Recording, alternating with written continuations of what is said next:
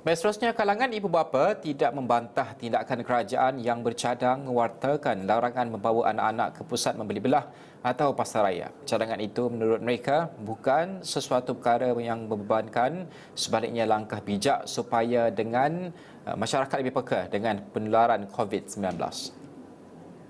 Bagi golongan lelaki yang merupakan ketua keluarga seperti Anas Mat Noor dan Muhammad Farid Aizat Muhammad, ibu bapa tidak harus terlalu galak untuk berbelanja kelengkapan raya anak masing-masing sehingga lupa sekaligus mengabaikan kesihatan dan keselamatan anak-anak mereka.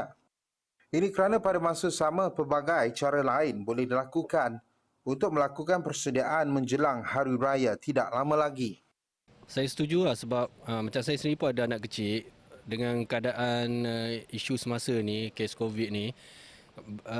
Kita yang dewasa pun berisiko untuk mudah dijangkiti, apatah lagi bagi kanak-kanak. Bagi saya sendiri sebagai parents, kita ada tanggungjawab untuk keselamatan anak kita kan. Jadi buat apa kita nak bawa mereka ke tempat yang berisiko sedangkan kita ada medium lain. Kita boleh beli belah online. Kita boleh buat macam tu ataupun kita ambil ukuran anak kita sendiri dulu dan kita sebagai ketua keluarga pergi dan belikan barang-barang keperluan untuk anak tu. Pada pendapat saya lah, kanak-kanak memang tidak sepatutnya masuk ke dalam shopping mall ni lah. Sebabnya dia punya imunisasi antibody badan dia belum terlalu kuat lah kan. Umur dia orang pun kalau bawah 12 tahun tu pun pada saya tak perlu lagi lah untuk ke sini pun. Ambil ukuran baju dah sudah cukup memadai dah. Ukuran baju dia orang, ukuran kasut, ukuran stokin dah cukup dah. Tak perlu dia orang datang. Ambil sampel bawa baju dia orang pun boleh dah. Begitu juga golongan ibu turut setuju langkah kerajaan jika mahu mewartakan larangan membawa anak-anak ke pusat membeli belah. Nur Fadliana Syari misalnya berkata, tiada keperluan untuk membawa anak-anak kecil di pusat membeli belah dalam situasi sekarang. Saya sangat setujulah dengan saran kerajaan sebab kita tahu kanak-kanak berisiko juga untuk mendapat COVID-19 ni. Dan saya rasa untuk apa kita bawa anak-anak sedangkan kita sebagai orang dewasa kita boleh sendiri mewakilkan keluarga kita untuk pergi beli barang. Dan saya sendiri pernah berada di situasi di mana saya sendiri pernah menegur seorang ibu yang membawa anaknya ke sini. Dan saya tegur sebab dia berada betul-betul belakang saya dan saya menasihati beliau tapi saya juga yang kena marah.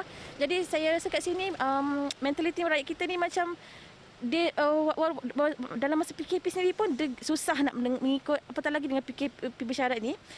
Jadi saya rasa mungkin juga patut juga shopping kompleks ke meletakkan notis ke apa dilarang membawa anak-anak ke macam tu, mungkin lebih baik macam tu untuk elakkanlah membawa anak pergi ke tempat-tempat itu.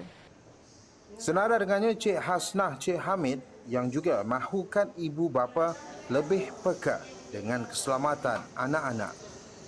Pandangan saya kalau untuk yang macam budak-budak untuk anak-anak lah, nak bawa ke sini saya rasa mungkin tak perlu kot.